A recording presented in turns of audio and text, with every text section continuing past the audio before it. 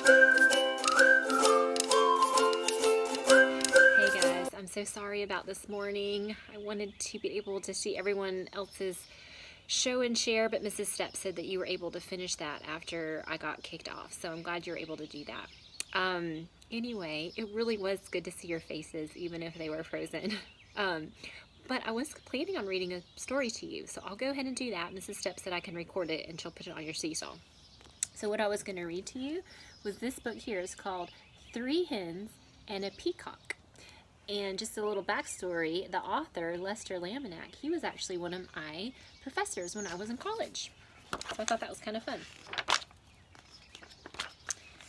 Alright, so hopefully you can be able to see it okay. Things were quiet on Tucker's farm. The cows chewed their cud, the hens clucked and pecked, and laid their eggs. And the hounds stretched out on the porch, waiting and listening. Once in a while, someone would stop to buy tomatoes or corn, perhaps a quart of milk. Nothing unusual happened there until dun dun dun. That peacock showed up. The cows and the hens and the old hound kept right on doing what they'd always done. But that peacock had never lived on a farm. He had no idea what to do. So he spread his fancy feathers and set to shrieking. Because that's what peacocks know how to do. Eventually, the peacock wandered down to the road. When cars whizzed by, he shook his feathers and cried out in his loudest voice. Of course, folks stopped for a closer look.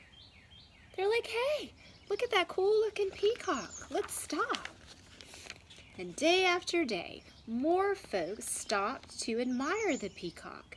And they all bought tomatoes and corn, eggs, and milk. Business on the Tuckers' farm was booming. Everyone seemed happy to have visitors stop by. Look at those fancy feathers. But do you notice over here these hens? Are they looking very happy? No. They're like, what is going on? But trouble was brewing in the hen house. The hens were squawking and clucking and flapping their wings.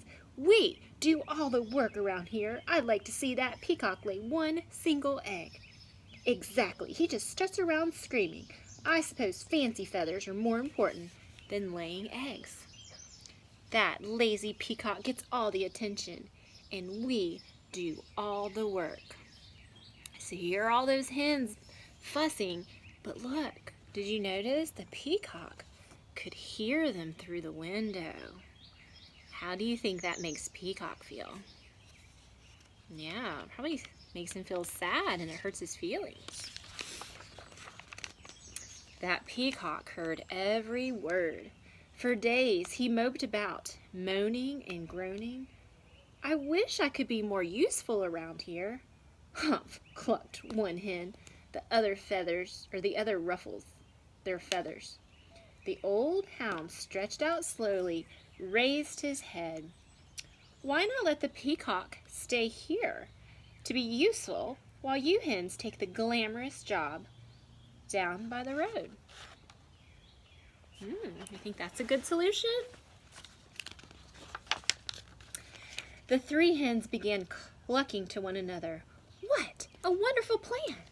Yes, it's a fabulous idea.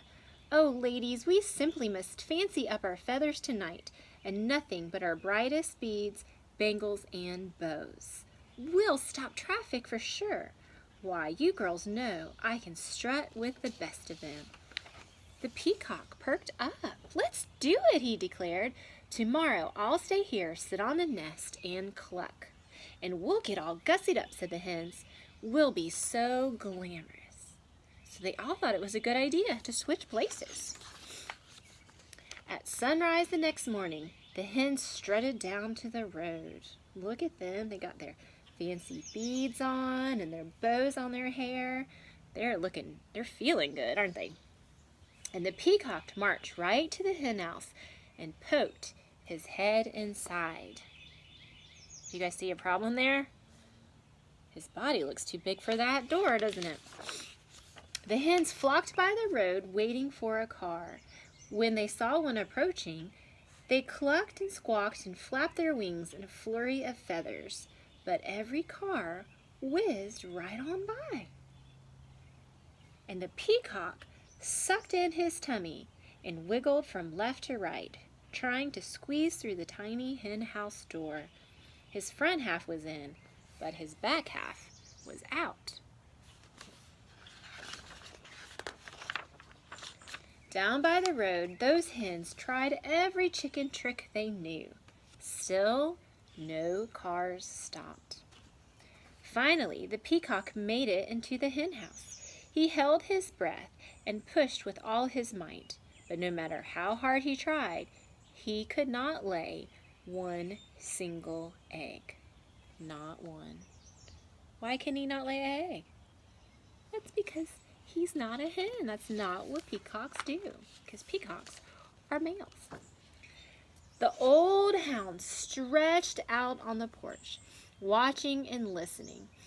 "What's that peacock doing in the hen house?" asked Farmer Tucker. "Who knows?" said Mrs. Tucker. "And what are those hens doing down by the road?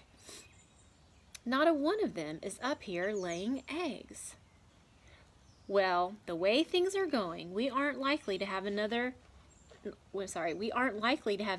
buying eggs today," said Farmer Tucker. "We need that peacock down here stopping cars." So the old system was working, and the farmers are not happy with what's going on. When the peacock heard that, he smiled, the biggest smile you ever saw on a bird's beak. "I am helping," he thought. He squirmed back and forth until he popped out of the cramped hen house. Then he trotted off to find the hens.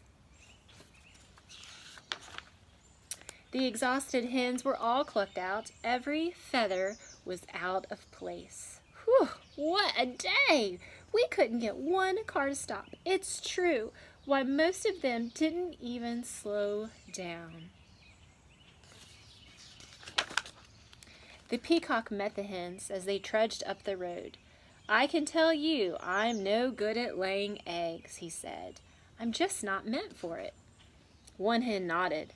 "I put on my stellar strut, and even I couldn't stop a single car. I have to hand it to you, Fancy Feathers. Your job is harder than it looks." The other hens agreed. The peacock looked relieved, because the peacock, he wanted to be helpful, and so he's glad to know showing his fancy feathers was helpful. So the hens marched back to the hen house. The peacock strutted down to the road. The old hound stretched out on the porch, watching and listening. And things were quiet again on the Tuckers' farm. And that is the end. All right? So, if we were together, I would ask you, what was the peacock good at doing? That's right. He was good at showing his fancy feathers and making the cars stop. Because why was it important for the cars to stop? Right, because when the cars stopped, they went and they bought the eggs and the milk and things from the farm, and that helped out the farmers. And then what were the hens good at doing? That's right, they were good at laying the eggs, because the people bought the eggs from the farmers. Okay, so when the hens were talking about the peacock, when he overheard them saying that all he does is that they do all the work and he just struts his feathers, we kind of talked about that. That made the peacock feel sad, and it hurt his feelings. And it wasn't that he was trying to take attention away from the hens. He was just doing what he knew how, right? So what do you think? And then, okay, so when they switched places and the hens went out to the street to draw the attention from the drivers, and the peacock went in and tried to cluck and lay eggs, how did that work out for them? It didn't. It didn't work, right? No drivers stopped, because they didn't really care about hens out on the side of the road, because they're used to seeing hens, right? Hens are supposed to be on a farm, so they thought nothing of it. It didn't draw their attention. And the peacock, of course, could not lay an egg. So that didn't work out. And sometimes, so what do you think they learn from this little switcheroo? What do you think? I wish I could hear your answers. But yes, they learned that they are good at what they do. Hens are good at laying eggs, and peacocks are good at looking beautiful and fluttering their feathers. And that, when they stayed with what was good for them, it worked out, right? Drivers came by, the hens laid their eggs, the farmers were able to sell their things to the people and run the farm. It all worked out, okay? So sometimes we might see somebody else and we might think, gosh, they're really fast. I'm not that fast. Or you might see someone else and think, gosh, they are such a good reader. I wish I could read like that. Or you might look at someone else and think, they're such good swimmers. I wish I could swim like that. But you have your strengths. You have the things that you're good at. Maybe it is being kind and offering your mom and dad help and helping them with your baby brother or your baby sister. Or maybe it is being responsible and making your bed and feeding your cat or your dog. Maybe you are really good at putting Legos together. So I just want you to compare yourself to what other people do. I want you to be proud of the things that you're good at doing and just be proud of it. Again, you know, we've talked about how we can always get better at other things. We can get better at the things we're good at, and we can get better at things we're not good at with practice, right? But the point of the story is for you to not try to want to be someone else, but be proud of who you are, embrace what your strengths are, and know that that is super helpful. All right? I miss you guys. I hope you guys have a great rest of the day and a great rest of the week and a nice Memorial weekend, and I hope to see you soon. Bye. Thanks for watching. Take care of yourself and be kind to others. See you next time.